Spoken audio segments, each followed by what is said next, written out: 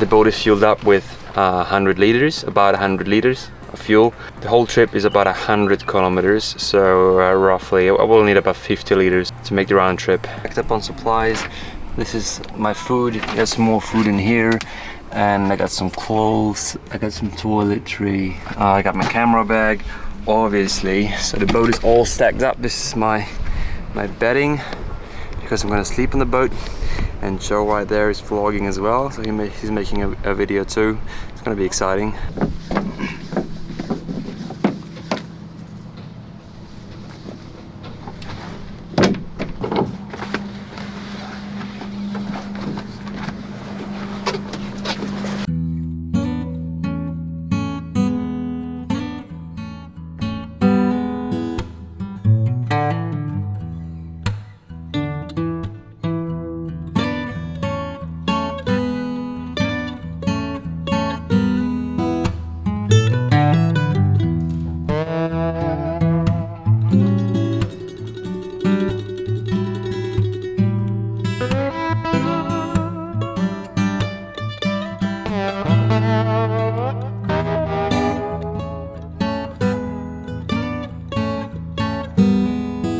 So I just called them up, the lock that we can pass through. It's actually for free, because they have the privilege to use the water as an energy source and sell the energy, but they have to provide us with a way through the lock for free. So that's the deal basically. So that's it. That's why it's for free. And they told me that I'm allowed to drive into the lock behind the big barge that is currently driving in. And gotta wear a life vest. Of course, safety is a highest priority.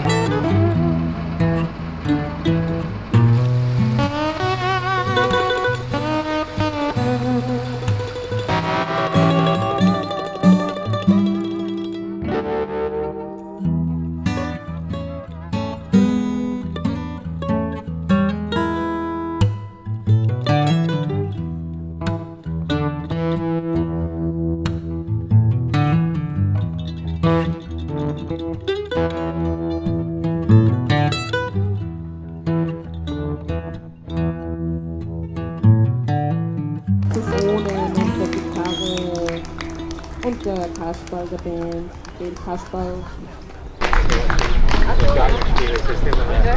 So we've now been in this very nice town called Aschach an der Donau. We had some ice cream and very nice markets, very nice Saturday afternoon. If you arrive at a lock like this, you would usually use either the telephone to call the people in the lock or your cell phone. There's a number online, and you will tell them what you want to do and where you're at, and then they will usually tell you that you have to wait for the big ships to pass through, because every time they use the lock, of course they lose capacity for electricity production, so that's why they are not doing it for a single boat usually. So you usually have to wait usually 30 minutes or so for a big boat to pass through, so you can go with them. But it's usually not a big deal, and it's a very big lock. This is a very big lock. I think it's 15 meters or something like that, that you will ascend onto the next level of water. So it's a pretty cool experience actually.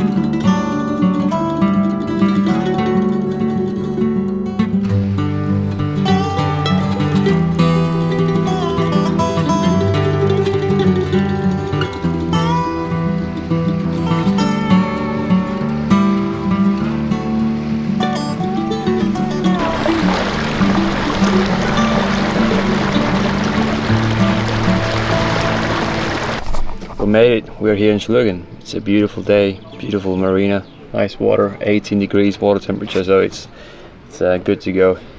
Gonna set up the camp for tonight, so solar panels and my tent to keep me warm.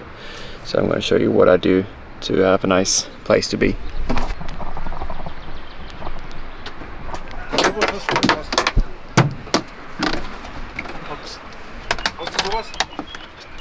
A voltage meter, one of those, 13 volts, that's good. Now it's time for some food.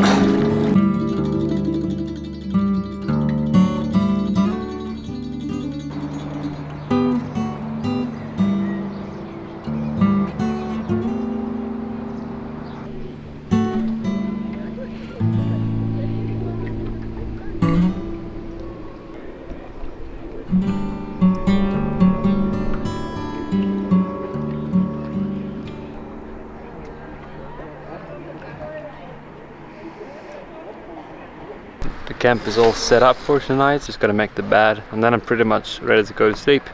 So I'm just gonna show you a real quick tour of what it looks like from the inside. This is what it looks like from the outside.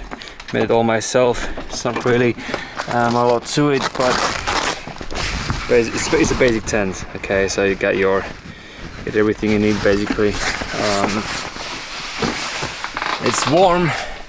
It keeps the wind out, but it does not keep, of course, any warmth in the boat, but it does keep the wind out of the boat, so that's pretty cool. Other than that, nothing special about it. I'm just gonna flip it around later on and then I can sleep here without a problem.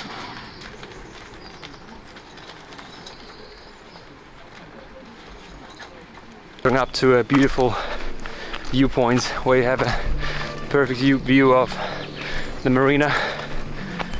You can already see the Danube, the river, making a very significant S curve. Looks very, very nice.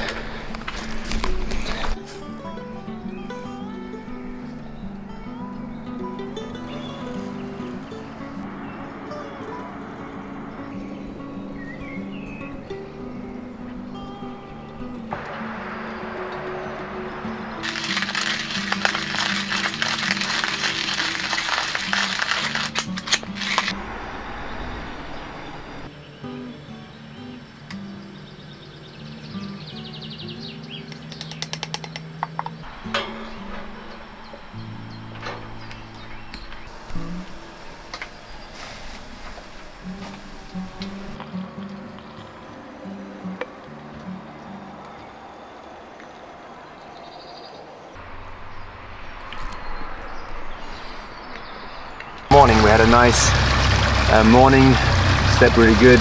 Now we're gonna go to the next marina, which is Obermühl. You can dock there with your boat. It's a marina, but it's also a bay where you can set your anchor and go for a nice swim. That's about a 10-kilometer drive from Schlögen. I had a nice breakfast. I even made myself some coffee with some vegan milk, which was kind of disgusting, but the coffee keeps me awake, so that's for sure.